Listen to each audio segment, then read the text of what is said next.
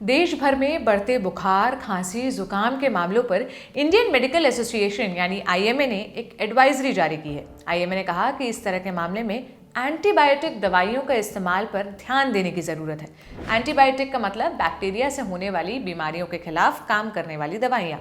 IMA ने ऐसे मामलों के लिए डॉक्टरों को लक्षणों का इलाज करने की सलाह दी है।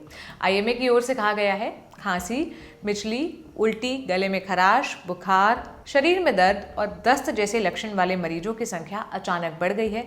संक्रमण आमतौर पर 5 से 7 दिनों तक रहता है।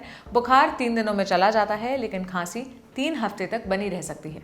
National centre for disease control यानी एनसीडीसी के मुताबिक ज़्यादातर मामले H3N2 इन्फ्लुएंजा वायरस के हैं।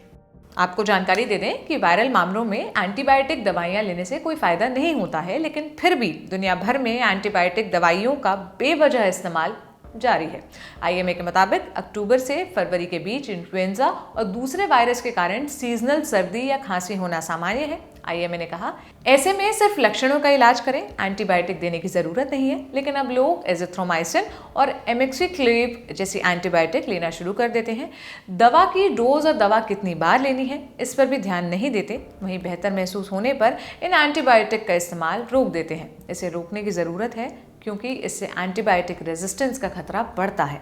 एंटीबायोटिक रेजिस्टेंस यानी बैक्टीरिया पर मौजूदा एंटीबायोटिक्स का असर न होना। इस वजह से संबंधित बैक्टीरियल इन्फेक्शन का इलाज मुश्किल हो जाता है। इंडियन एक्सप्रेस की रिपोर्ट में गुरुग्राम के कोटस मेमोरियल रिसर्च इंस्टीट्यूट में इंटरनल मेडिसिन के डायरेक्टर डॉक्टर सतीश कौल कहते हैं, बुखार खांसी के मौजूदा मामलों में ज़्यादातर मामले वायरल इन्फेक्शन के हैं। इसलिए इन मामलों में एंटीबायोटिक दवाइयों के इस्तेमाल को रोकना चाहिए।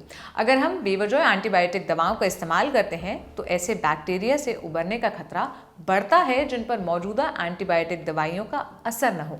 उन्होंने कहा कि जब तक डॉक्टर आपको एंटीबायोटिक न लिख कर दे, तब तक खुद से एंटीबायोटिक दवाइयों को लेने से बचना चाहिए। हाल में खांसी, जुकाम और बुखार के मामले बढ़ने की खबरें कई शहरों से आई। लोगों का कहना है कि इन्फेक्शन के बाद काफ़ी लंबे समय तक खांसी, गले में दिक्कतें और सीने में जकड़न रह रही है। इस तरह के मामलों में एक्सपर्ट की सलाह है कि मरीज को आराम करना चाहिए, खाने में तरल चीज़ें लेनी चाहिए और बुखार को कम करने के लिए पैरासिटामोल लेना चाहिए। अगर आप भी फ्लू से जूझ रहे हैं तो मास्क ज़रूर पहने, भीड़ भाड़ में जाने से बचें और खुद से कोई भी एंटीबायोटिक या कोई भी दवा ना लें। आपके लिए ये सारी जानकारी जुटाई मेरी साथी सुरभि ने। मेरा नाम है सोनल। देखते रहिए द ललन टॉक। शुक्रिया।